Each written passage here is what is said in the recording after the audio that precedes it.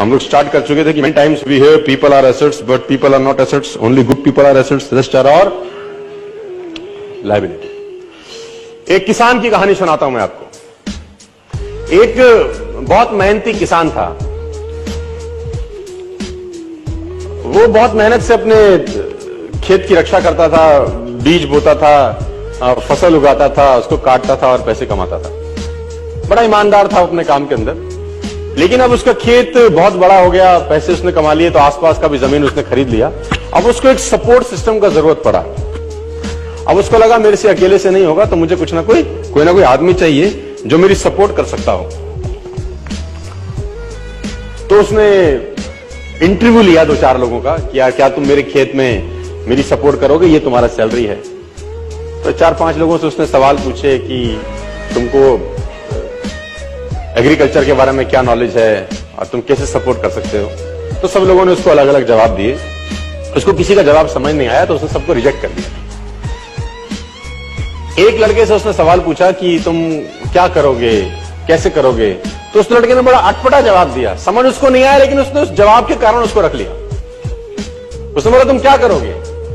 वो बोला I can sleep when the wind blows, जब बहुत तेज हवा चलेगी तो मैं सो जाऊंगा। उसको समझ नहीं आया, लेकिन उसने इसके अटपटे जवाब के कारण उसको रख लिया। इसका पता नहीं क्या मतलब है, देखते हैं। अब वो दोनों खेत की रक्षा करने लगे। बढ़िया फर्स्ट क्लास फसल होती थी, काटते थे।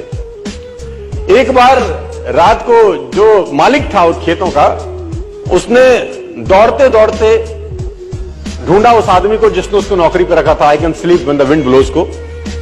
और दौड़ते दौड़ते गया क्योंकि बहुत तूफान आ गया। तो उसको लगा यार ये फसल मेरी खराब हो जाएगी और जितने भी जानवर बंधे हुए हैं ये सब इधर उधर भाग जाएंगे।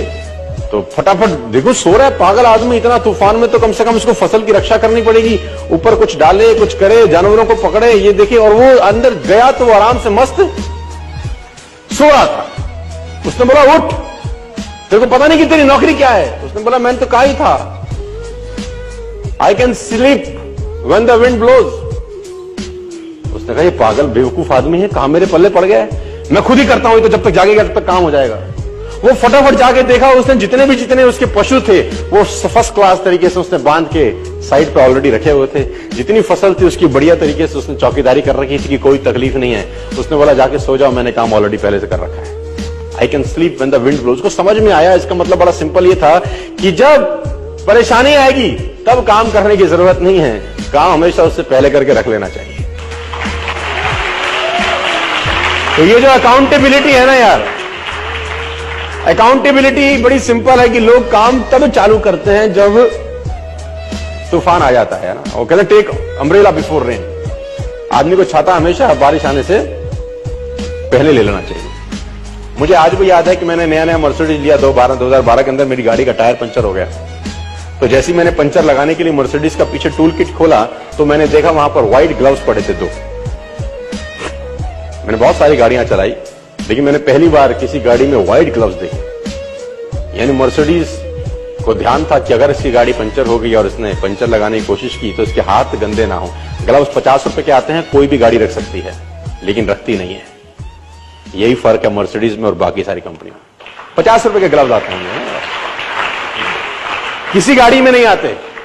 मर्सिडीज में आते हैं, मुझे पता नहीं बाकी और किसी ब्रांडेड कार में आते हैं कि नहीं आते, है ना। It already hardly cost 30 rupees 40 rupees for a pair of gloves. लेकिन देखिए वो कहां तक सोच रहा है आदमी, है ना। इसको बोलते हैं अकाउंटेबिलिटी।